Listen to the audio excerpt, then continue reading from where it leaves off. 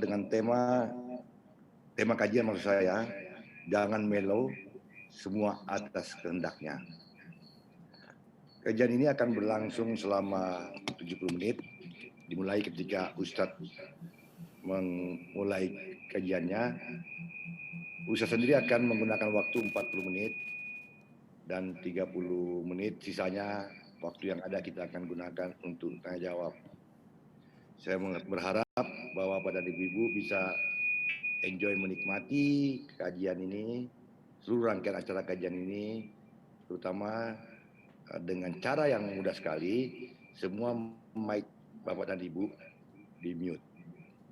Supaya kajian itu kita bisa serap dan menjadi ilmu yang bisa kita amalkan dalam kehidupan bersama-sama masyarakat. Bapak dan Ibu, sebentar lagi kita akan mulai kajian ini.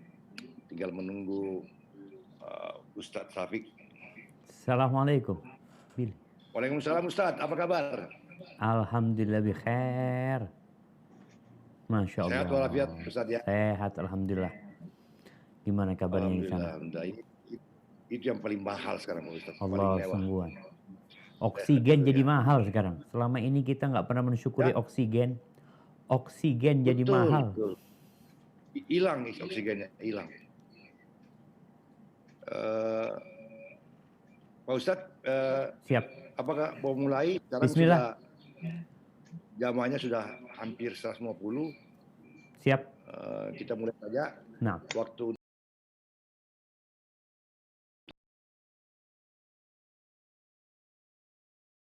Ustadz 40 menit. Mudah-mudahan kalau lebih nanti yang akan dikurangi adalah jatah tanya jawabnya. Siap. Ya. Tafadhal Ustadz. Jazakumullah khairan.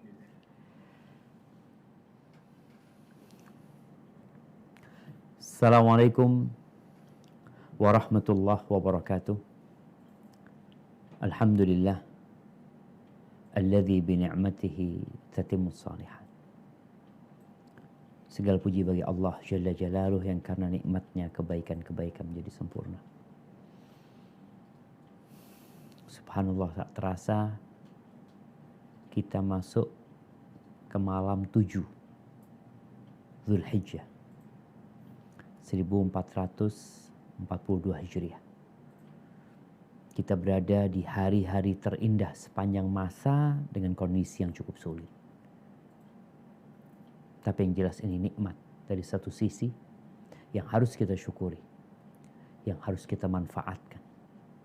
Karena kita nggak tahu apakah kita akan sampai ke tanggal 9 Dzulhijjah, hari Arafah.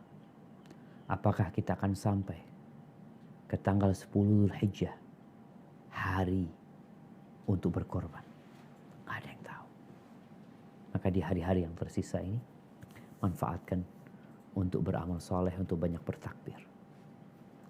Allahumma salli wa sallim ala sayyidina wa maulana Muhammadin wa ala alihi wa ashabihi ajma'in. Ya Allah, semoga salawat dan salam senantiasa Engkau curahkan untuk hamba kekasih-Mu, untuk baginda Nabi kita Muhammad alaihi salatu wassalam, untuk keluarga beliau, untuk istri-istri beliau, untuk putra-putri beliau, dan untuk seluruh sahabat Nabi. Semoga Allah meridhai kita bersama mereka. Amma ba'd. Ahibati fillah, Covid semakin mengganas. Nggak dalam bayangan kita yang terpapar Covid dalam sehari bisa tembus 50.000. Sehingga semua jadi cemas. Pemerintah sendiri harus menarik rem darurat. Tidak sedikit kerabat, handai taulan yang menjadi korban COVID-19. Sehari-hari, anak tadi sore bersedih ke rumah ibunda. Tahu-tahu kakak menyampaikan bibi kita positif COVID. Padahal beliau ya punya komorbid, penyakit bawaan yang cukup banyak. Tapi kita tahu Allah ala kulli syai'in qadir. Nggak ada yang sulit bagi Allah. Nggak ada yang mustahil bagi Sang Pencipta. Semoga Allah menyembuhkan yang sakit di antara kita dan mengampuni yang meninggal dunia. Apa yang seharusnya kita lakukan? Kenapa seperti ini? Kapan berakhir? Apa sih sebenarnya yang terjadi? Ada ketakutan. Ada kepanikan yang menyelimuti. Takut terpapar COVID tatkala ada tetangga yang positif. Tatkala dengar ada kerabat yang meninggal dunia karena COVID. Kita juga takut kelaparan. Karena bicara kondisi ekonomi juga sulit. Ahibati fillah. Sikap seorang muslim. Tentunya muslim yang benar ya.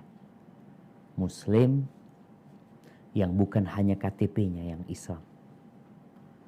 Muslim bukan yang ilmunya hanya dunia. Tapi muslim yang tahu bahwa setiap orang yang mengaku Islam, dia punya kewajiban belajar agama. Sehingga sikapnya berbeda. Dunia ini dar bala. Dunia ini negeri ujian. Cobaan, bayangin, udah kita ini sedang berada di negeri cobaan. Berarti apapun yang terjadi itu cobaan. Dan dunia ini bukan negeri rahat. Majelis taklim kita, majelis ar-rahat ya. Majelis santai ya. Enggak sebenarnya. Di sini bukan tempat bersanteria. Dan di sini bukan tempat tinggal. Kalau kita lihat musibah-musibah, petaka-petaka yang membuat terasa pahit di lidah, sedih di hati, itu seperti ombak di lautan yang gak pernah berhenti sebenarnya. Kalaupun dia berhenti, kalaupun kita ngelihat ada lautan sedang tenang ya, tiba-tiba datang angin yang membuat orang-orang ketakutan dan panik. Seperti itu kehidupan kita. Nggak ada yang selamat dari cobaan dan ujian. Garis bawain, tidak ada satupun manusia yang selamat dari cobaan dan ujian. Allah Azza wa Jalla mengatakan, laqad khalaqnal insana fi kabad. Kami benar-benar telah menciptakan manusia dalam kesusahan. Kita nggak akan pernah menemukan orang yang sempurna kebahagiaan di dunia. Karena memang di sini bukan tempat bersenang-senang. Yang kaya, dia takut kehilangan hartanya. Di Jakarta katanya banyak rumah-rumah gedung pada dijual. Mobil-mobil mewah pada dijualin. Ya, yang kaya ada rasa khawatir kekurangan hartanya. Yang berkuasa, dia juga takut kehilangan kekuasaan. Adapun yang fakir, dia terkadang dia menderita dengan kefakirannya. Namun banyak orang yang lupa dengan nilai yang Allah berikan kepada dia. Artinya yang ada pada diri kita ini sesuatu yang indah sebenarnya. Tapi karena kita itu suka melihat ke atas, maka hidup kita penuh dengan penderitaan. Musibah itu datang. COVID-19 datang. Salah satu tujuannya adalah untuk menyingkap siapa Anda, siapa Ana, siapa Anta, siapa Anti. Untuk menyingkap siapa dia sebenarnya sih. Yang selama ini hidup di tengah-tengah kita, bersama kita. Tatkala datang musibah, maka akan nampak hakikat jati diri seorang hamba. Ahibati fillah, galau dan panik itu seharusnya tidak tinggal di hati seorang muslim. Kalaupun datang lewat mungkin ya, tapi nggak tinggal. Kenapa? Karena dia beriman dengan takdir ilahi. Dia beriman bahwa apa yang menimpa dia itu nggak akan luput darinya. Apa yang menimpa itu tidak akan luput darinya. Dan apa yang luput memang seharusnya nggak menimpa dia. Rasul Shallallahu Alaihi Wasallam mengatakan wa'lam, ambil nih ilmu, ketahuilah nih ilmu. Ada banyak ilmu yang diucapkan oleh manusia, kadangkala omong kosong, yang nanti omongannya ya kadangkala dusta, kadangkala hanya kira-kira. Ini ucapan Nabi Sallallahu Alaihi Wasallam yang beliau disebutkan oleh Allah, wa ma yantiqu 'anil hawa in huwa illa wahyu yuha. Dia tidak mengucapkan dari hawa nafsunya, dari keinginan jiwanya, tapi yang diucapkan adalah wahyu yang diwahyukan kepadanya. Beliau mengatakan, wa'lam anna ma asabak lam yakun liyukhti'ak. Ketahuilah bahwa apa yang menimpamu memang tidak akan luput darimu. Apa yang menimpamu itu nggak mungkin luput darimu. Wa ma akhta'aka lam yakun liyusibak. Yang luput darimu memang nggak harus menimpamu. Kenapa? Kata Tuhan Allah Azza wa Jalla. Semua itu kehendak Allah. Oleh karena itu, kalau kita membaca sejarah perjalanan hidup Nabi alaihi salatu wassalam, full cobaan. Sebelum beliau jadi Nabi, ketika beliau masih bayi, keluar dari perut ibundanya, bapaknya udah gak ada. Umur 6 tahun, ibunya mati. Dipelihara bapaknya,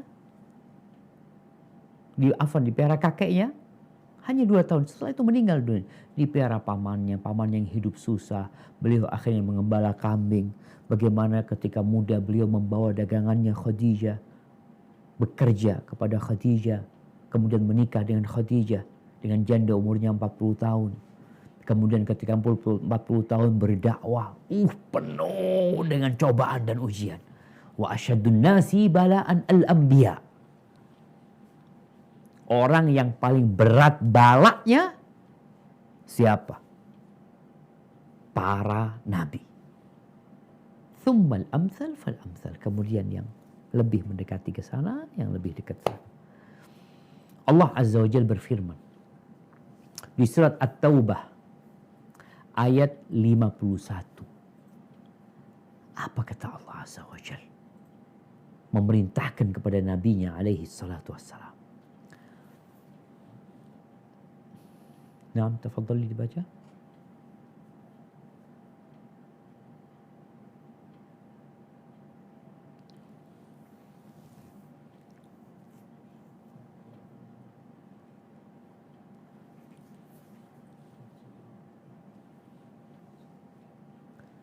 Nah, ada yang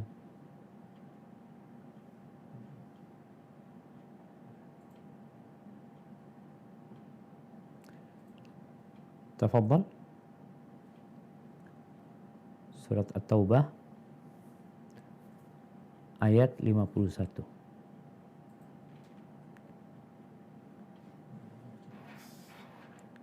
Belum ada. Din, silakan baru Din. Apa Ustaz? Nah, tafadhal. Baru Din kok udah hadir di dalamnya. Sebentar Ustaz.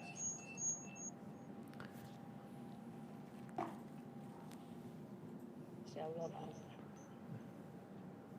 Ambilkan air.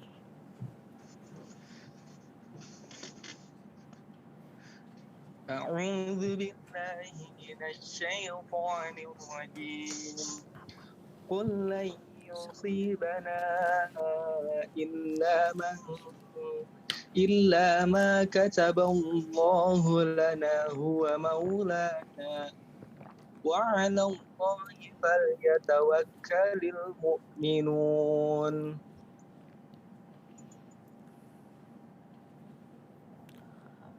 Artinya,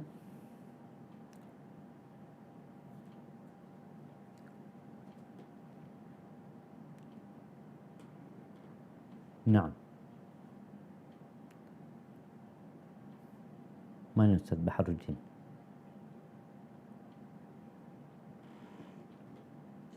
Katakanlah, tidak akan menimpa kami melainkan apa yang telah ditetapkan oleh Allah bagi kami. Dialah pelindung kami, dan hanya kepada Allah lah orang-orang yang beriman bertawakal. Sudah. Ini Allah perintahkan kepada Nabi-Nya alaihissalam. Qul, katakan, tidak akan menimpa kami. Nggak bakalan.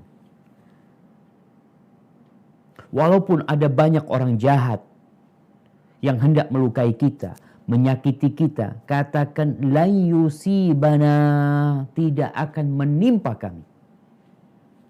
Yakin kok? Yakin. Kecuali yang Allah tetapkan untuk kita. Huwa maulana. Allah tuh pelindung kita. Allah tuh yang punya bumi ini. Allah yang punya mentari. Allah yang punya rembulan. Allah yang menghembuskan angin sehingga terjadi badai. Allah yang mengirimkan hujan sehingga terjadi banjir. Allah yang mengirimkan COVID. Dan Allah yang menyembuhkan orang-orang yang terpapar COVID-19. Tidak akan pernah menimpa kita kecuali sesuatu yang sudah Allah tetapkan. Makanya kalau bicara semuanya udah ditakdirin, semua udah kehendaknya. Tinggal orang beriman tuh bertawakal. Dia serahkan, dia yakin sama Allah Azza wa Jalla. Dan Allah berfirman di surat Al-Ahzab ayat 38. Apa kata Allah Azza wa Jalla? A'udzu billahi ma kana 'alan nabiyyi min harajin fima faradallahu lahu sunnatullahi fil ladzina khalaw min qablu wa kana amrullahi qadaran maqdura. Tidak ada suatu keberatan pun atas Nabi tentang apa yang telah ditetapkan Allah baginya. Allah menetapkan yang demikian sebagai sunnahnya pada nabi-nabi yang telah berlalu dahulu. Dan adalah ketetapan Allah itu suatu ketetapan yang pasti berlaku. Nah, tuh qadarullah pasti terjadi. Itu yang berlaku. Kita sering mendengar ungkapan manusia hanya berencana. Allah yang menetapkan. 50.000 tahun sebelum diciptakannya langit dan bumi. Kita kadang-kala dapat baca berita, ini ada binatang yang umurnya kira-kira berapa juta tahun yang lalu ya. Ada fosil ini itu macam-macam. Itu hanya mereka-reka, menduga. Kenapa? Karena mereka juga nggak tahu, mereka belum lahir waktu itu. Kalau bicara hasil penelitian ya beda-beda dari satu tempat ke tempat lainnya, dari satu orang ke orang lain. Tapi ini ambil nih sebuah keyakinan seorang muslim. 50.000 tahun sebelum penciptaan langit dan bumi ini. Apa yang pertama Allah ciptakan? Awwalu ma khalaqallahul qalam. Yang pertama Allah ciptakan itu pena. Pena. Full pen ya. Pena yang pertama diciptakan. Lalu Allah mengatakan kepada pena itu, uktub. tulis. Wa ma aktub. Apa yang aku tulis? Uktub ma huwa kainun ila yaumil qiyamah. Tulis berdasarkan ilmu Allah tentunya. Segala sesuatu yang akan terjadi sampai hari kiamat. Sampai hari kiamat. Berarti fase kita nih udah tertulis.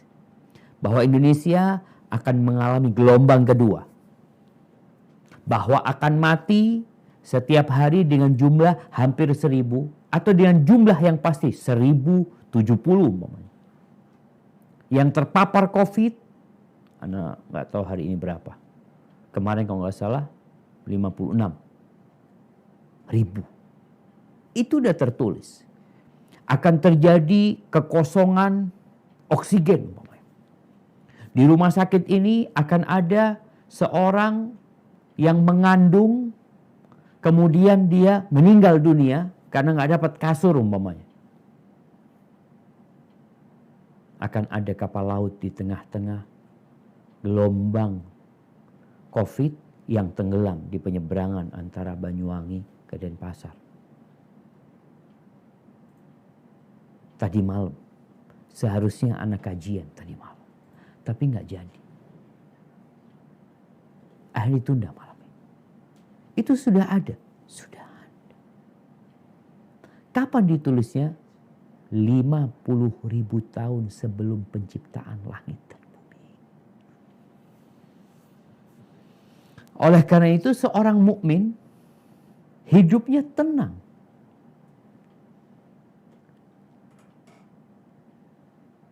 Dan beriman dengan takdir ini membuat seorang hamba jadi pemberani.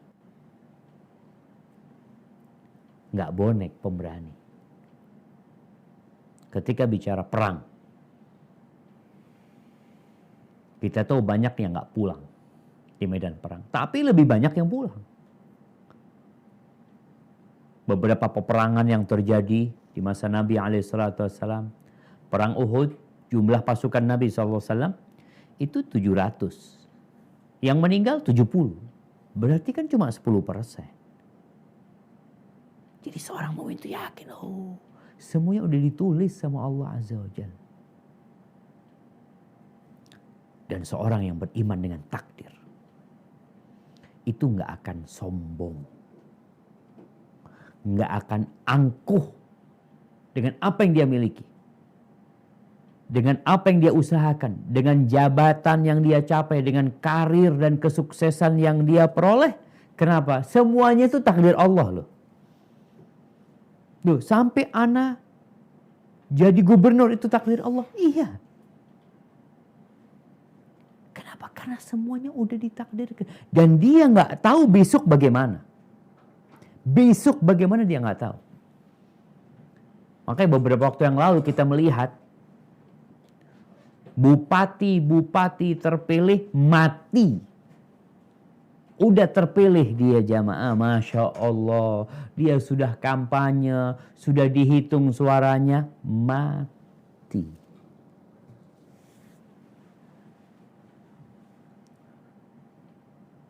Ingat, kita nggak tahu dengan apa yang akan terjadi. Tapi kita yakin semua sudah ditetapkan. Jadi manusia ini makhluk yang lemah. Tapi dia menjadi kuat karena bersandar sama Allah Azza wa Jalla. Jadi ucapan dia, oh, semuanya udah ditakdirin. Terus gimana? Ya udah jalanin aja. Nah, ketika dia sukses juga sama. Itu juga takdir Allah Azza wa Jalla. Di surat Al-Hadid ayat 22-23. Apa kata Allah Azza wa Jalla?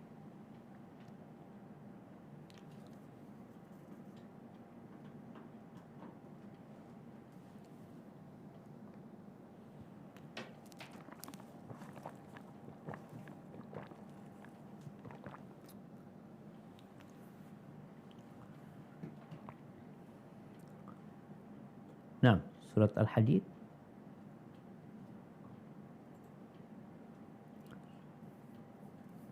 ayat 22, 23.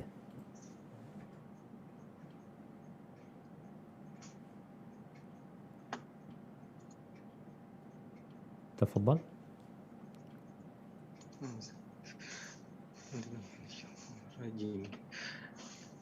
ما أصاب من مصيبة في الأرض ولا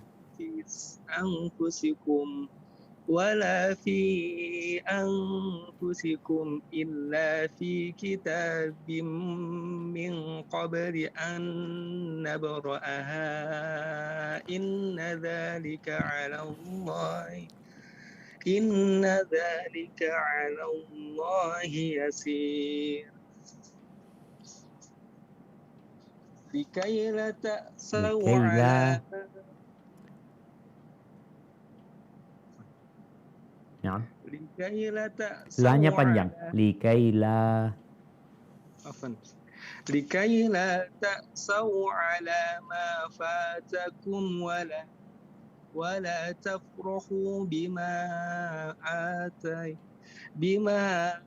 آتاكم والله لا يحب كل مختال Mukhtalin.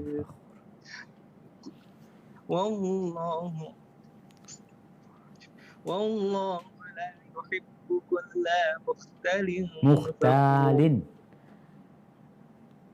والله لا يحب كل مختال فخور. Ahsanta. Tiada suatu bencana pun yang menimpa di bumi dan tidak pula pada dirimu sendiri melainkan telah tertulis dalam kitab Lauhul Mahfuz sebelum kami menciptakannya. Sesungguhnya yang demikian itu Allah adalah mudah bagi Allah.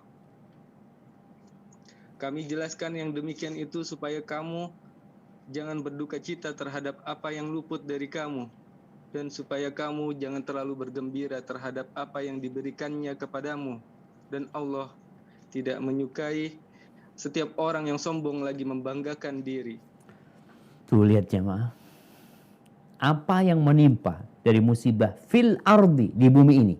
Ada bencana massal seperti COVID-19 yang bukan hanya menimpa kita, yang dampaknya itu menyeluruh. Ma asaba min musibatin fil ardi di bumi ini. Pandemi, ya mungkin salah satu bentuknya. Wala fi anfusikum, dan tidak pula di diri kalian pribadi. Engkau aja yang merasakan musibah itu. Orang nggak merasakan. Seperti orang, maaf, kena paku, ya dia kakinya yang kena paku. Orang sekampung nggak ada yang kena paku. Jadi ada musibah pribadi, ada musibah massal. Kata Allah, illa fi kitabin min qabli an nabar. Semuanya udah ada dalam Lauhul Mahfuz. Udah dicatat. Sebelum kami menciptakannya udah ada. Itu mudah bagi Allah. Kenapa? Karena Allah udah tahu. Allah tuh udah tahu apa yang bakal menimpa kita. Itu yang dicatat. Kemudian Allah sebutkan. Allah kenapa memberikan penjelasan ini? Agar kalian hidupnya tidak menderita dan tidak congkak. Nggak sombong. Ketika engkau dapat musibah, engkau tidak larut dalam kesedihan. Udah kehendak Allah. Siapa sih ingin kehilangan ibunda tercintanya? Nggak ingin. Siapa ingin kehilangan anak tercintanya? Nggak ingin. Tapi tahu-tahu anak itu meninggal. Tahu-tahu ibu kita meninggal. Bapak kita meninggal. Ustadz kita meninggal. Nggak ada yang mau. Tapi supaya kita sadar, ini kehendak Allah. Dan tatkala dapat nikmat, tatkala engkau sukses, supaya engkau tidak menyandarkan itu kepada dirimu, kepada usaha, upaya, semangat, kesungguhan. Lah. Ustaz, tapi anak kerja. Nah, berapa banyak orang yang kerja seperti engkau?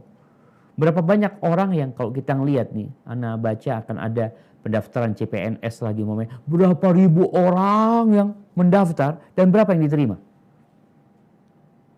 Kenapa engkau termasuk yang diterima? Kenapa fulan yang di kelas dia itu lebih pintar dari engkau nggak diterima? Semuanya menurut kehendak Allah. Allah nggak suka sama orang sombong, sama orang congkak. Jadi habibti fillah, Rasul SAW mengatakan, ajaban li amril mu'min, sungguh menakjubkan urusan orang beriman tuh, Masya Allah. Inna amrahu kullahu lahu khair. Urusan dia semuanya baik. Urusan orang beriman ini, mau ada pandemi, mau nggak ada pandemi, baik. Mau terdampak COVID-19 ekonominya, mau tambah kaya. Ada orang yang meraup keuntungan di tengah-tengah pandemi ini. Ada yang seperti itu. Urusannya baik semua. Ketika dia sakit baik, ketika dia sehat juga baik. Kenapa? In asabathu sarra. Kalau dia dapat nikmat, apa yang dia lakukan? Syakar. Dia bersyukur sama Allah. Dia meyakini bahwa nikmat ini adalah karunia Allah Azza wa Jalla. Kemudian lidahnya mengucapkan pujian dan sanjungan buat Allah. Lalu itu nikmat dia gunakan dalam ketaatan. Maka itu baik buat dia. Wa in asabathu dharra. Kalau dia ditempa petaka, ditimpa penyakit, bagaimana sikap orang beriman ini? Sabar. Dia bersabar. Dia tahu semua berjalan atas kehendaknya. Terus mau gimana? Ya udah, dijalanin. Serahkan sama Allah. Nggak perlu ngomong, oh andai kata, nggak perlu. Sabar. Menahan diri. Tidak mengucapkan ucapan yang dimurkain Allah Azza wa Jal. Bahkan kalau ada saudara yang meninggal, ada musibah menimpa, yang dia ingat, inna lillah. Kita tuh milik Allah. Ana sama antum tuh milik Allah. Indonesia yang sedang dipimpin oleh Presiden Jokowi. Bapak Jokowi itu milik Allah. Menteri-menterinya milik Allah. Punya siapa? Punya Allah. Wa inna ilaihi raji'un. Dan kita akan kembali kepada Allah Azza wa Jalla. Kemudian, orang yang beriman bahwa semua karena kehendaknya akan sembuh dari penyakit. Oh, penyakit apa? Banyak penyakit. Tapi penyakit itu lebih ke penyakit hati. Penyakit hati. Hasad, iri, dengki. Ini termasuk penyakit akut yang berada di masyarakat. Apa penyebabnya? Lemahnya iman dengan takdir Allah Azza wa Jalla. Kita tuh kalau bicara hasud, iri, kita iri sama apa? Sama fulan. Kenapa? Fulan beli ini. Baik. Fulan dapat rezeki dari siapa? Ya, dari Allah. Terus yang menakdirkan fulan dan beli itu siapa? Ya Allah. Fulan jabatannya naik karena siapa? Ya karena Allah. Kenapa engkau iri? Kalau itu kehendak Allah Azza wa Jalla. Apakah engkau hendak protes kepada Allah? Mengatakan, kenapa fulan kok dikasih ya Allah? Kok aku gak dikasih? Orang yang beriman dengan takdir tahu. Semuanya udah ditentukan sama Allah. Allah itu yang ngasih, Allah itu yang melarang. Allah yang membuat fulan sehat, Allah juga yang membuat fulan sakit. Allah yang menghidupkan dan Allah yang mematikan. Jadi Allah Azza wa Jalla berfirman, am yahsudunan nas ala ma atahumullah min fadlih. Apakah mereka hasud kepada manusia atas apa yang Allah berikan kepada mereka? Allah yang ngasih sama mereka. Berarti engkau gak setuju dengan pemberian Allah. Seharusnya engkau minta sama Allah. Dan orang sekali lagi ketika dia beriman sama takdir, dia akan ridho dengan apa yang ditetapkan buat dia. Daftar kuliah gak terima, ya udah takdirnya Allah. Gitu doang? Iya. Udah ketentuan Allah. Ana udah usaha. Ana nggak keterima. Oh mungkin engkau ini itu. Ya mungkin ada banyak kekurangan ana. Ana akan perbaiki. Tapi yang jelas ini ketentuan Allah Azza wa Jalla.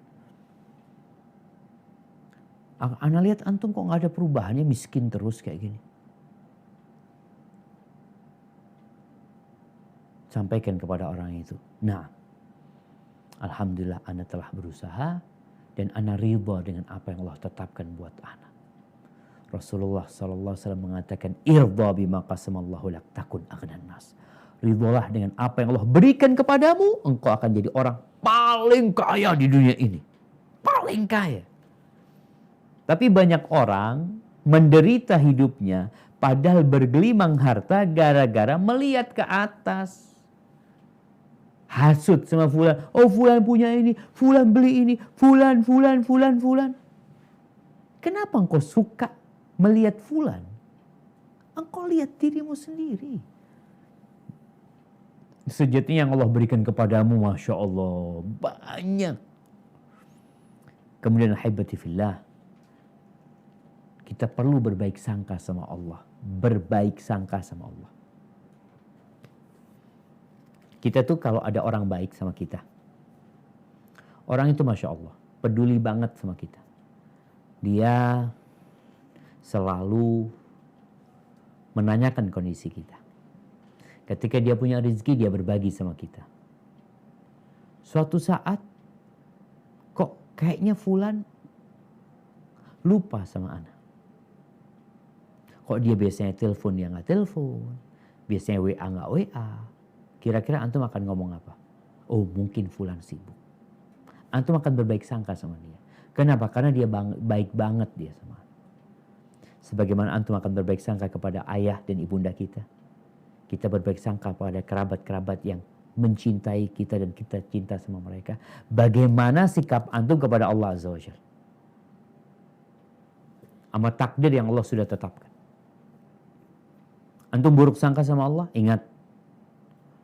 Kata Allah Azza wa Jalla dalam sebuah hadis qudsi, ana inda dhanni abdi bi. Aku tergantung prasangka hambaku kepadaku. Ketika engkau buruk sangka sama Allah, kita lihat tuh ada orang-orang yang bunuh diri. Mereka orang-orang yang buruk sangka sama Allah. Atau memang gak punya keimanan sama Allah Azza wa Jalla. Ahibati fillah.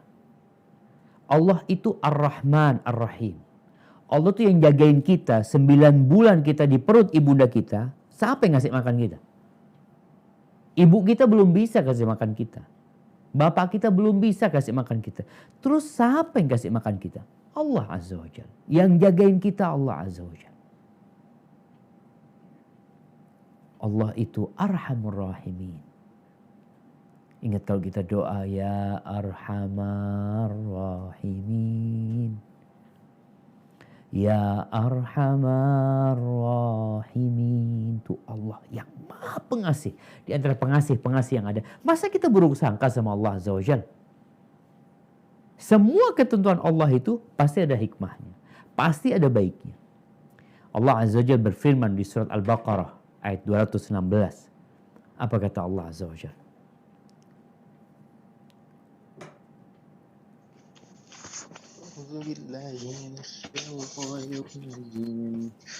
كتب عليكم القتال وهو كره لكم وعسى أن تكرهوا شيئا وهو خير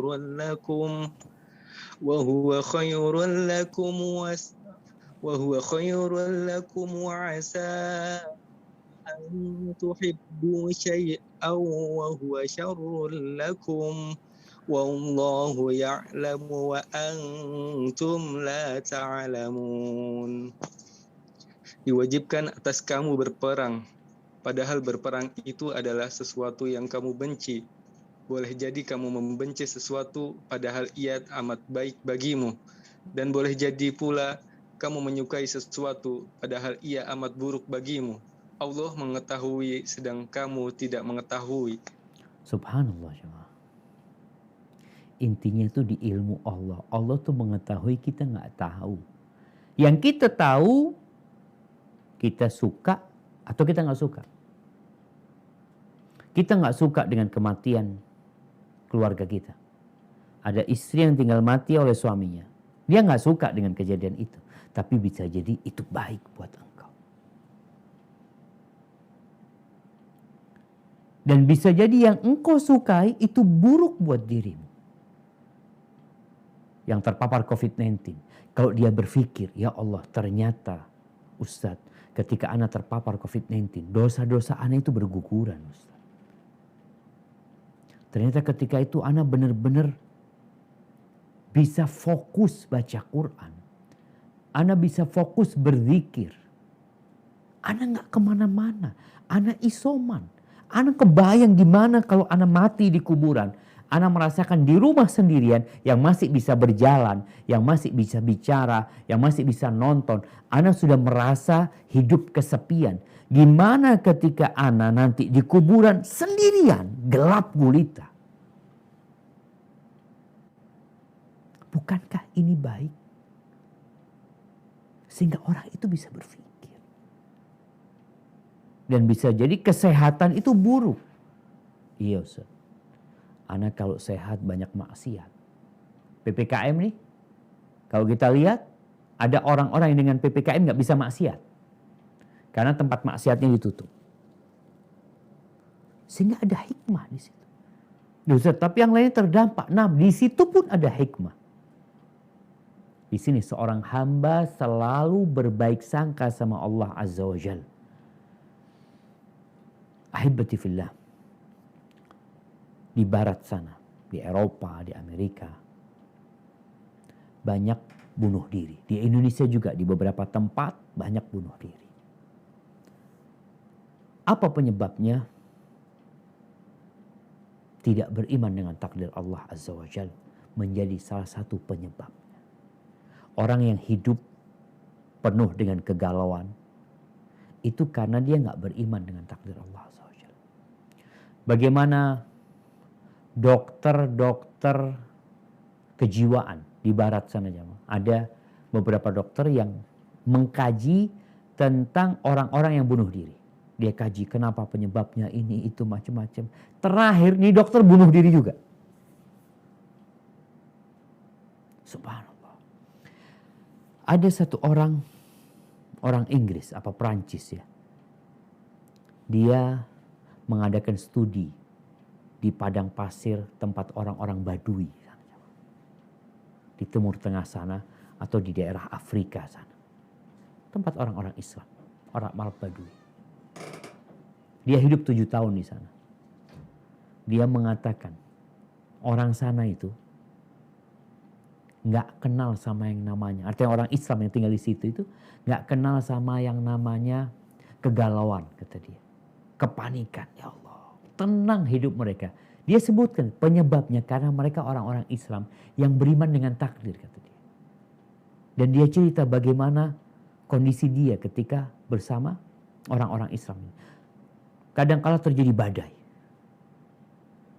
Badai yang panas. Dia ceritakan ketika itu terasa rambut itu kayak dicabut-cabut, kata dia. Selesai badai itu pergi. Pemimpin kabilah itu mengatakan kepada orang-orang, alhamdulillah, kata dia, segala puji bagi Allah. Mungkin kita kehilangan sesuatu, tapi sejatinya kita diciptakan untuk kehilangan segala sesuatu. Sudah, kambing-kambingnya yang habiskan badai itu dibawa ke air, dikasih minum. Yang masih hidup dan tapi sekarat disembelih sama mereka. Kata dia, nggak ada yang mengeluh sedikit pun. Aku lihat nggak ada yang mengeluh. Mereka bergerak dengan cepat, tidak banyak berbicara dan mengeluh. Sekarang kondisi COVID-19 ini yang kita lihat di negeri kita, banyak komentator ngomong aja. Ini itu macam-macam. Kerjakan yang bisa engkau kerjakan. Serahkan semuanya sama Allah Azza wa Jalla.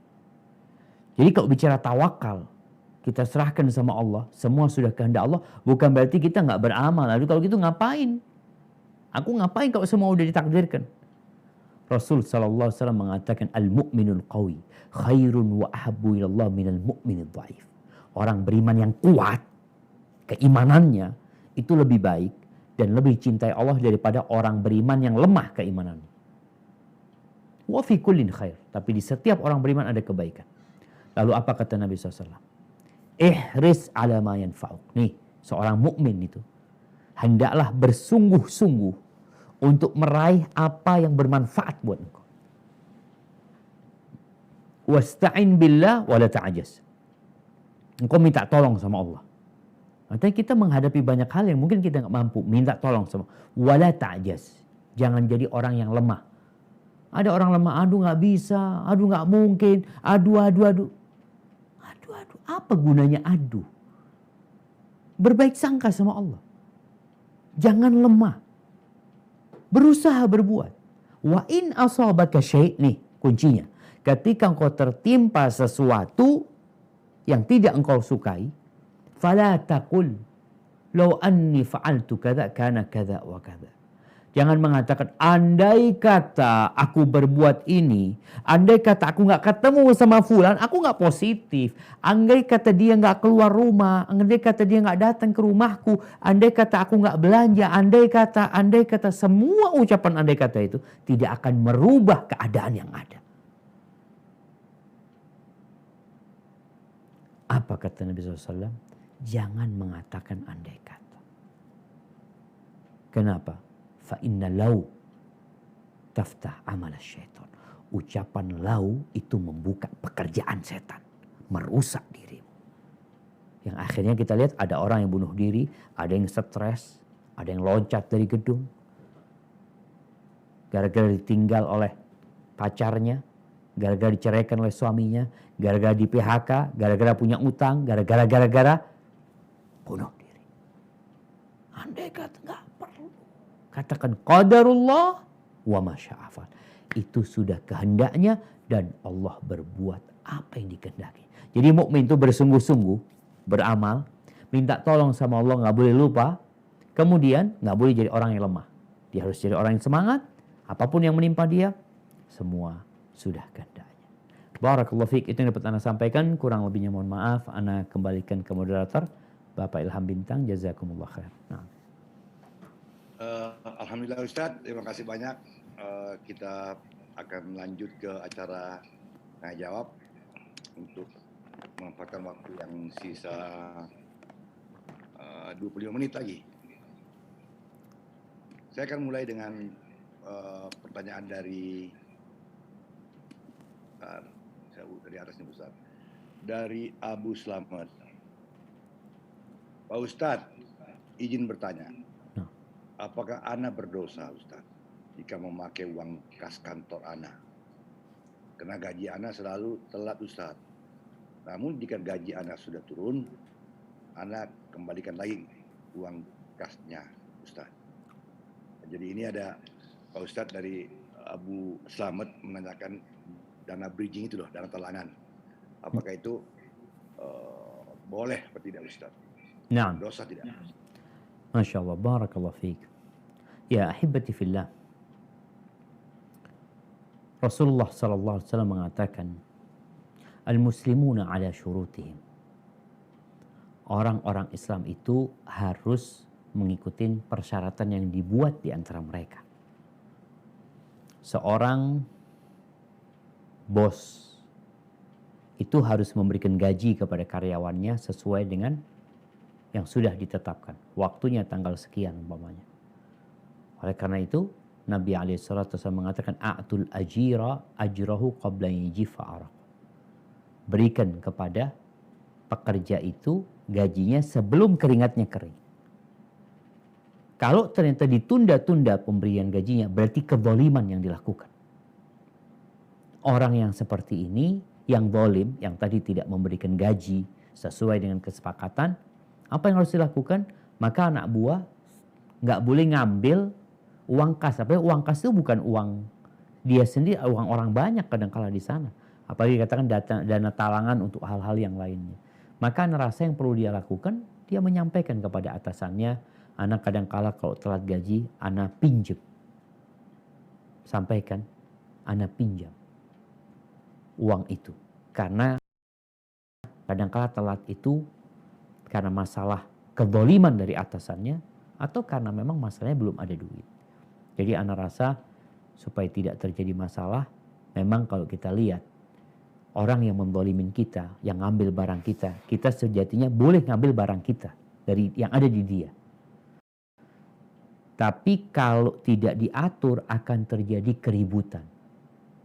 Oleh karena itu ada pihak berwajib yang menjadi penengah kita dengan orang yang mungkin tadi yang bermasalah sama kita. Jadi ana rasa yang perlu dilakukan adalah berbicara baik-baik kepada atasan, sampaikan bahwa ana kadangkala pakai uang kas ketika gaji itu telat.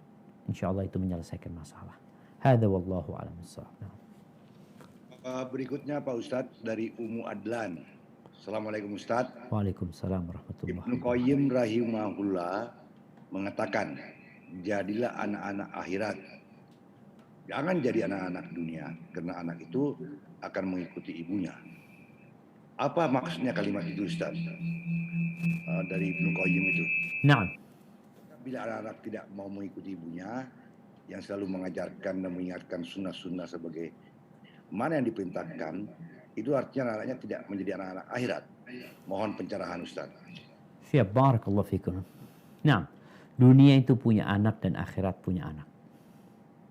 Artinya ada orang-orang yang memang bekerja, beramal untuk akhiratnya dia. Dalam bayangan dia, anak itu muka akhirat gitu loh. Anak nggak lama hidup di dunia. Namun ada orang yang sibuk mencari dunia. Dia jadi anaknya dunia. Apa yang dia kerjakan semuanya orientasinya dunia. Uang, jabatan, wanita. Akhirat sama sekali nggak dia pikirkan. Ketika dia mati selesai. Dunia ibunya ini ninggalin dia. Karena ketika dia nggak ikut. Dunia. Sedangkan ketika bicara anaknya akhirat, dunia dapat, akhirat dapat. Kalau dikatakan tadi punya anak ya, yang mungkin sulit untuk diajak mengamalkan sunnah. Sulit kepada ketakwaan, diajak kepada ketakwaan kepada Allah Azza wa Jalla, maka ini jadi PR buat orang tuanya. Banyak di antara kita yang mungkin telat mendidik anak-anak. Atau anak-anak kita punya pergaulan yang menyebabkan dia terpengaruh dengan kawan-kawan. Maka orang tua hendaklah memperhatikan dari sisi pendidikan buat anaknya, mendidik imanan dan beriman dengan rukun iman yang 6. Agar anak-anak itu tahu ada di situ beriman dengan hari akhir. Yang beriman dengan hari akhir ini, beriman kepada Allah dan kepada hari akhir ini merupakan motor penggerak orang itu beramal buat akhiratnya. Kenapa dia sedekah? Karena dia tahu nih fulus yang anak keluarin, nih duit nih 100 juta anak keluarin, anak akan dapatkan ini insya Allah. Ketika anak dikubur anak. Ketika anak di padang mahsyar. Ketika anak dihadapkan dengan timbangan, insya Allah duit ini ada di sana. Tapi ini mobil yang anak beli 1 M, anak gak akan bawa. Itu keimanan dengan hari akhir. Tanamkan hal itu dengan harapan tadi anak insya Allah akan mudah mengamalkan sunnah-sunnah Nabi alaihi salatu wassalam. Barakallahu fiik. Nah. Berikutnya Ustaz dari Ummu Fira. Ada 2 pertanyaan. Yang pertama, kenapa Allah belum mengabulkan doa-doa? Padahal semua perintah sudah dilakukan. Apa yang harus disikapi jangan sampai futur? Pertanyaan kedua, apakah ada hadis yang mengatakan seorang wanita atau perempuan dilarang ziarah ke makam kubur? Nah, demikian Ustaz. Siap. Nah, yang kedua ziarah kubur. Baik, ahibati fillah. Pertanyaan pertama, kenapa doa-doa kita nggak dikabulkan? Kan Allah janji Ustaz. Ud'uni astajib lakum. Mintalah kepadaku, berdoalah kepadaku, pasti aku kabulkan. Terus ana nih Ustaz, udah 2 tahun, udah 3 tahun, udah 10 tahun berdoa, sampai hari ini belum dikabulkan. Seakan-akan dia pikir kok kayaknya gak sesuai dengan janji Allah. Allah gak pernah ingkar janji. Selama doa yang kita panjatkan memenuhi syarat dan ketentuan. Jadi yang perlu anti pikirkan adalah memenuhi syarat dan ketentuan. Apa saja persyaratannya? Terkadang kita hendak melamar kerja ke satu tempat atau hendak melanjutkan kuliah ke satu perguruan tinggi. Kita nggak ditolak. Kita perlu cari tahu kenapa Anda ditolak. Oh, karena berkasnya kurang ternyata. Oh, berarti ada persyaratan yang tidak terpenuhi. Ini yang perlu kau lakukan pertama. Apakah persyaratan dan ketentuan itu sudah Anda penuhi semua, sehingga Anda pantas mendapatkan jawaban dari Allah, pantas doaku diterima, atau ternyata memang ada syarat. Contohnya makan haram. Makan haram, iya. Bukankah Nabi SAW mengatakan bahwa Allah memerintahkan kepada orang-orang beriman, sebagaimana Allah perintahkan kepada para nabi agar mereka makan yang baik, makan yang halal. Lalu beliau menyebutkan kisah, menyebutkan seorang laki-laki yutilus safar, yang dia melakukan perjalanan panjang. Doanya musafir ini mustajab. Kalau kita lihat musafir zaman dulu ya, perjalanan naik onta, berdebu, kusam, kusut. Dan doanya mustajab. Kondisi dia, kondisi orang yang mustajab doanya. Kemudian orang ini mengangkat kedua tangannya. Dia memanggil Allah mengatakan, Ya Rabb, Ya Rabb. Dia angkat tangan. Di antara adab berdoa itu mengangkat tangan.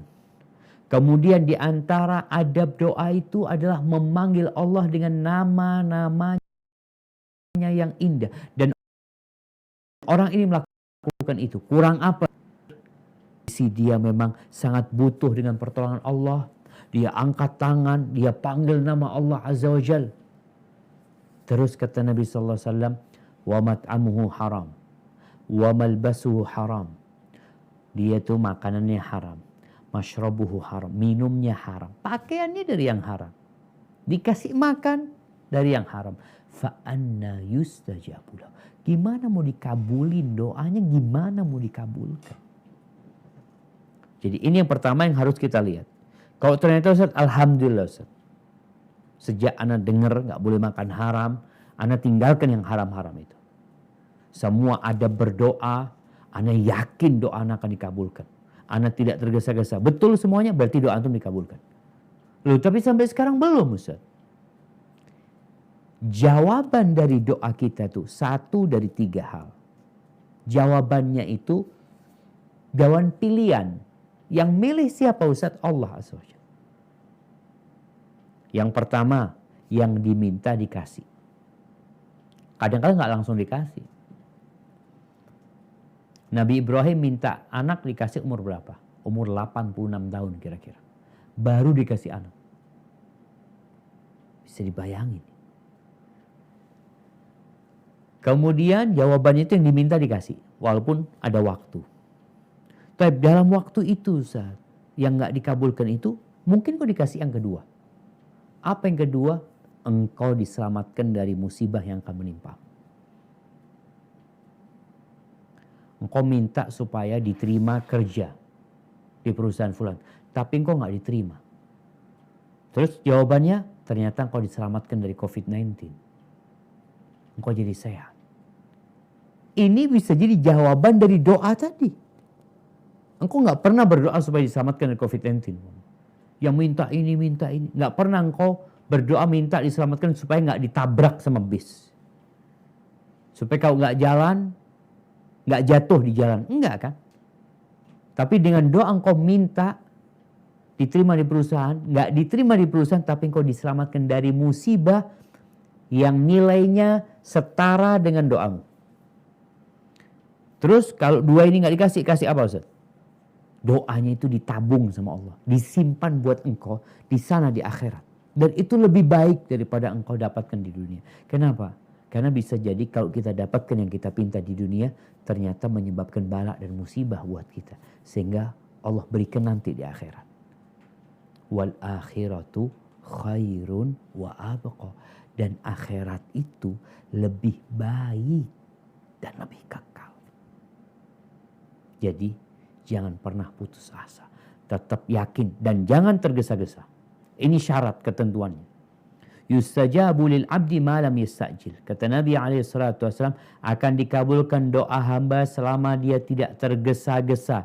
Namanya orang minta. Kadang-kala kita datang minta, datang lagi ya besok ya. Besok kita datang lagi. Dikatakan datang lagi ya besok ya, datang lagi. Jangan pernah bosan. Jangan tergesa-gesa. Para sahabat bertanya, wa kaifa yasta'jil ya Rasulullah? Gimana orang itu tergesa-gesa? Gimana? Orang itu mengatakan, qad da'autu wa qad da'autu. Aku udah doa, aku udah minta, tapi kok kayaknya nggak dikabulkan. Akhirnya dia berhenti berdoa. Engkau tuh minta. Namanya orang minta, sabar. Barakallahu fiik. Nah. Baik Ustadz, berikutnya dari Yuliastri. Ini pertanyaannya kira-kira begini Ustadz. Apakah kalau bercerai itu adalah takdir? Nah. Bagaimana kalau sebelum cerai kita belum mengenal agama dengan baik karena kurang ilmu?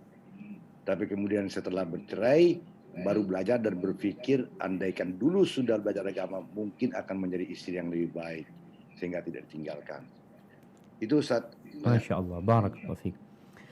Ya jemaah, menikah itu takdir. Punya anak itu takdir. Bercerai pun itu takdir. Dan subhanallah, tadi disebutkan oleh penanya. Ternyata dengan perceraian, dia belajar agama. Dia jadi ngerti. Kalau dia berpikir, andai kata aku belajar agama, andai kata itu nggak perlu dipakai. Tapi yang dikatakan, alhamdulillah, berarti nikah itu memang harus belajar dulu. Harus belajar dulu. Tapi bukan berarti engkau mengatakan andai kata, engkau nggak akan ceraikan. Ada orang yang faham agama, yang ngerti agama, tapi bercerai juga. Ada. Maka yang perlu engkau lakukan, ambil pelajaran dari perceraian. Kalau ternyata penyebab terjadinya perceraian itu dirimu. Karena bisa jadi perceraian itu disebabkan kesalahan dari pihak lelaki atau dari pihak perempuan. Kalau dilihat dari penanya, seakan-akan kesalahan dari dia. Maka ini jadi pelajaran buat dia. Apa yang terjadi semoga menjadi penghapusan dosa. Karena musibah itu ya dapat menghapuskan dosa. Musibah itu dapat membuat orangnya jadi lebih dekat sama Allah Azza wa Jalla. Maka sekarang engkau berdoa. Engkau memohon kepada Allah agar Allah mengirimkan buat dirimu jodoh yang lebih baik daripada yang dulu. Tapi kalau engkau berpikir engkau ingin rujuk lagi dengan laki-laki tersebut, boleh jadi engkau rujuk. Engkau tinggal minta kepada kerabatmu. Kalau memang sudah selesai masa iddahnya berarti nggak bisa rujuk. Nikah baru nggak ada masalah. Berharap seperti itu nggak ada masalah. Tapi kalau mengatakan andai kata, karena sudah terjadi. Maka tidak perlu engkau mengatakan andai kata. Tapi yang jelas engkau perlu memperbaiki diri supaya itu tidak terulang kembali. Hadza wallahu a'lam bissawab. Berikutnya dari Fiona Ustaz. Oh, tadi ada satu pertanyaan yang belum dijawab Pak Ilham. Yang tentang ziarah kubur buat perempuan, iya. Siap. Nah, mungkin Anda jawab satu ini dulu. Iya, silakan Ustaz. Iya, berkaitan dengan ziarah kubur buat wanita. Memang ada khilaf di antara para ulama tentang hukum ziarah kubur buat wanita. Disebabkan adanya hadis yang berbunyi la'anallahu zairatil kubur. Allah melaknat wanita-wanita yang ziarah kubur. Ternyata hadis ini diperselisihkan kesahihannya. Ada yang mensahihkan hadis itu sebagian ulama. Tapi hadis yang sahih berbunyi, la'anallahu zawaratil kubur. Allah melaknat wanita-wanita yang suka ziarah kubur. Jadi yang suka ini yang dilaknat. Yang keseringan dia ziarah kubur. Tujuan ziarah kubur itu adalah mengingat kematian. Jadi perempuan ketika ziarah kubur, silahkan, pendapat yang sahih, perempuan sama dengan laki-laki, dia juga disyariatkan, disunnahkan untuk ziarah kubur. Dalam rangka apa ziarah kubur? 2. Mengingat akhirat dan mendoakan mayit. Mengingat akhirat, melembutkan hati. Bukan ziarah kubur, ingat dunia. Tidak sedikit orang ziarah kubur supaya dunianya lancar. Supaya tokonya lebih banyak pelanggannya. Ziarah kubur itu untuk ingat akhirat. Dan untuk mendoakan yang mati. Kalau bicara mendoakan yang mati, nggak harus ziarah kubur. Kita ketika sholat, ketika sujud, di waktu-waktu mustajab, kita berdoa buat yang meninggal sampai Allah akan mengabulkan doa kita. Tapi kalau untuk mengingat kematian, kita perlu ziarah kubur. Jadi bicara ziarah kubur buat wanita, yang dilarang itu yang sering-sering ziarah kubur. Hadza wallahu a'lam bishawab. Ini berikutnya Ustaz dari Fiona. Jika suami tidak menafkahi selama 8 tahun karena istrinya bekerja. Suami hanya menanggung hutangnya saja dan suami meninggalkan sholat wajibnya. Istri sudah mendakwahi secara pelan-pelan dan menunjukkan dengan sikap dan teladan. Namun suami tidak kunjung berubah. Apakah dosa jika istri menggugat cerai, Ustaz? Masya Allah. Nah, barakallahu fikum. Tujuan pernikahan adalah menegakkan hukum-hukum Allah dalam rumah tangga. Mendapatkan sakinah, mawaddah dan rahmah. Memperbanyak anak keturunan umatnya Nabi Muhammad alaihi salatu wassalam. Ketika hukum-hukum Allah nggak bisa untuk ditegakkan di sana. Tadi dikatakan suami nggak sholat. Suami tidak memberikan nafkah. Apakah boleh sang istri menggugat cerai suaminya? Boleh. Jadi yang terlarang itu, yang diancam tidak akan mencium bau surga, adalah ayyumam ra'atin sa'alat zawjaha talaqan. Perempuan mana saja yang menggugat cerai suaminya tanpa alasan yang syar'i, tanpa alasan yang diperbolehkan, itu nggak akan mencium bau surga. Tapi kalau alasannya suami nggak sholat, jelas ini akan merusak kehidupan rumah tangga. Anak-anak melihat bapaknya nggak sholat. Istri melihat suaminya nggak sholat. Teman tidurnya nggak sholat ini. Terus 8 tahun tidak memberikan nafkah, ini mungkin berkaitan dengan hak istri.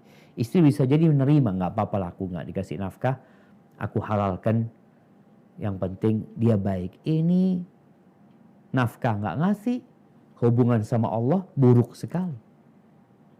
Maka alasannya sangat boleh sekali sang istri menggugat cerai suaminya. Dan sampaikan kepada suami alasannya, kenapa engkau berpisah sama dia. Supaya gugatan cerai itu menjadi cemeti yang memperbaiki suami. Suami jadi sadar, oh karena aku gak sholat, oke kalau gitu aku mau sholat. Oh karena aku gak ngasih nafkah, oke insya Allah aku akan memberikan nafkah. Mungkin istri mengatakan untuk nafkah gak ada masalah, yang penting kau sholat 5 waktu. Tapi kalau suami gak mau, silahkan digugat cerai. Dan semoga suaminya dapat hidayah setelah itu. Dan bisa jadi tidak terjadi perceraian karena suami berusaha memperbaiki diri. Hadza wallahu a'lam bishawab. Pak Ustadz dan Bapak dan Ibu-Ibu, ada banyak pertanyaan Pak Ustadz, tapi waktu kita memang sudah hampir habis. Saya hanya menyisakan satu pertanyaan saja, Pak Ustadz ya. Siap. Dan mohon maaf jamaah Bapak dan Ibu kalau ada yang pertanyaannya tidak tersampaikan. Ini dari Ibu Lina Herlina, Kementerian Sosial. Kayaknya ini perkara berat ini Pak Ustadz. Subhanallah. Dia bilang, Ana baru saja disolimi oleh atasannya dia Pak Ustadz maksudnya, di kantor yang sangat merugikan buat kehidupan Ana. Ana yakin takdir ana di tangan Allah. Hanya sebagai manusia ana merasa sakit hati dan ana berusaha tabayun agar beliau menyadari kehilafannya. Namun bukan sadar, tetapi malah beliau bilang ana zuzon, dan beliau tersinggung sampai berharap pahala baik ana buat dia di akhirat kelak. Mendengar itu semua, ana minta maaf atas kesalahan ana. Namun beliau tidak mengucapkan memaafkan ana. Setelah itu ana bertobat, beristighfar, memohonkan ampun atas dosa-dosa ana dan memohonkan ampunan buat atasan ana dan didoakan agar dia diberi hidayah agar menyadari kesalahannya yang terlalu sering menzalimi anak buah sehingga anak buahnya banyak yang sakit hati dan mendoakan kejelekan untuk beliau. Anak kasihan Ustaz. Apa yang ditanyakan ini Ustaz ya?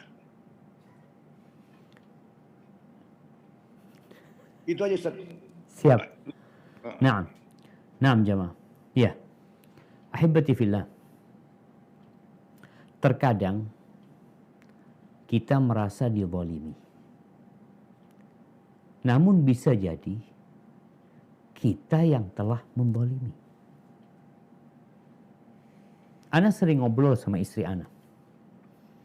Kadangkala ya namanya di sebuah organisasi di mana kita bersama, kadangkala kita merasa dia itu melakukan kesalahan. Bisa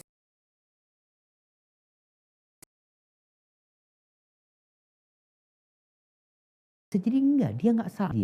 Memerintahkan ini itu ya ketika dia putuskan maka anak buah harus mengikuti gitu.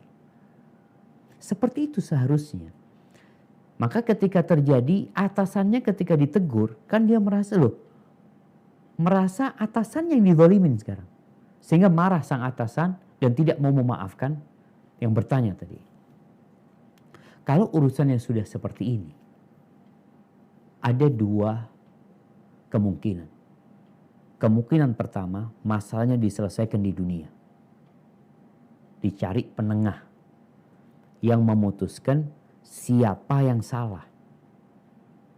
Karena dua orang ini merasa benar dua-duanya. Di masa Nabi SAW, kadang-kala sahabat ada yang bertikai.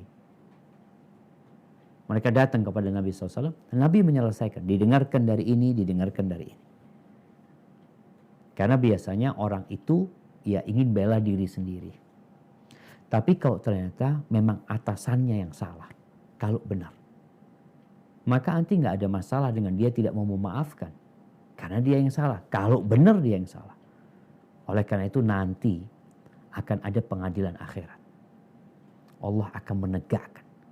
Yauma idzin tu'raduna la takhfa minkum khafiyah. Kata Allah pada hari itu akan ditampakkan segala sesuatu. Tidak ada yang disembunyikan. Allah juga mengatakan wa nada'ul mawazinal qista liyaumil qiyamah fala tuzlamu nafsun syai'an wa in kana mithqala habbatin min khardalin ataina biha wa kafa bina hasibin. Kita akan tegakkan timbangan-timbangan keadilan. Nggak ada satupun orang yang dizalimi. Kalau itu perbuatan baik sebesar biji sawi atau perbuatan jahat sebesar biji sawi, kami akan datangkan semua. Dan cukup Allah yang akan menghisap. Sampai nanti pada hari kiamat, domba yang bertanduk, yang menanduk kawannya, yang tidak bertanduk, Allah akan tegakkan keadilan buat mereka. Jadi kalau memang ibu merasa terzalimi, maka orang yang dizalimi boleh mendoakan keburukan. Boleh. Allah mengatakan, la yuhibbullahul jahra bisu' minal qawli illa man zulim wa kana Allahu sami'an alima. Allah tuh nggak suka dengan ucapan-ucapan buruk, ungkapan-ungkapan buruk kecuali orang yang dizalimi. Dia boleh angkat tangan, meminta kepada Allah. Allah maha mendengar, Allah maha mengetahui. Kalau dia benar dizalimi, ingat doanya orang yang dizalimi mustajab. Nabi SAW pernah berpesan kepada Mu'ad bin Jabal ketika dia diutus ke Yaman. Kan di antara tugasnya mengumpulkan zakat. Zakat itu diambil dulu. Nabi mengatakan kepada Mu'ad bin Jabal, Iyaka wa kara'ima amwalihim. hati-hati engkau dengan harta-harta mulia mereka. Zakat itu dari 40 ekor kambing, 1 kambing. Hati-hati jangan diambil yang paling bagus. Ternyata itu keboliman gitu. Yang biasa-biasa aja. Yang standar yang diambil. Wattaqi da'watal mazlum. Hati-hati engkau, takutlah engkau dengan doanya orang yang dizalimi. Fa innahu laisa bainahu wa bainallahi hijab. Enggak ada hijabnya antara dia sama Allah SWT. Allah mengatakan la ansurannak walau ba'dahin. Aku akan tolong engkau. Walaupun ada waktu, mungkin ada jeda waktu yang menunggu. Jadi ana rasa kalau memang tadi dia menzalimi anak buahnya, ibu nggak apa-apa mendoakan agar Allah memberikan hukuman kepada dia, agar dia sadar. Tapi kalau mendoakan supaya dapat hidayah yang tadi ibu sampaikan, itu akan lebih baik. Semoga Allah memberikan hidayah kepadanya. Hadza wallahu a'lam bishawab. Itu yang dapat saya sampaikan. Kurang lebihnya mohon maaf. Semoga menghadapi kondisi yang ada, kita serahkan semuanya kepada Allah Azza wa Jalla. Tetap berusaha, tetap jaga protokol kesehatan, tapi tetap yakin bahwa penyakit itu kalau Allah takdirkan pindah sama kita, kita nggak tahu lewat mana dia akan pindah sama kita. Tapi ketika kita sakit pun, semoga kita nggak sakit semuanya, ketika kita sakit pun, kembalikan kepada Allah Azza wa Jalla. Katakan inna lillah wa inna ilaihi raji'un. Pasti di balik semua itu ada hikmah karena Allah Maha Pengasih dan Maha Penyayang. Barakallahu fiik, ana kembalikan ke moderator, ke Bapak Ilham, jazakumullah khairan. Baik Ustadz, Bapak dan Ibu-Ibu jamaah Majelis Ta'lim Ar-Rohat, demikian akhir acara kajian pada malam hari ini. Terima kasih banyak Ustadz telah memberi ilmu, dan terima kasih banyak kepada seluruh hadirin yang sudah bekerja sama melaksanakan kajian ini berjalan lancar dan sukses. Kita bisa menyerap ilmu itu dan akan mengamalkannya dalam kehidupan kita bermasyarakat. Bapak dan Ibu, jangan lupa menjaga protokol kesehatan. Sekarang bukan lagi 3M, tapi 6M. Ibu-ibu tahu semua bahwa selain pakai masker, menjaga jarak, mencuci tangan, juga menghindari kerumunan, mengusahakan tidak keluar rumah, dan kalau bisa banyak berdoa kehadirat Allah Subhanahu wa taala supaya pandemi ini segera berlalu dan kita semua kembali kepada kehidupan normal, kembali beraktivitas, kembali mengabdikan diri kepada kehidupan berbangsa, bernegara dan beragama. Akhirnya wabillahi taufiq wal hidayah. Wassalamualaikum warahmatullahi wabarakatuh.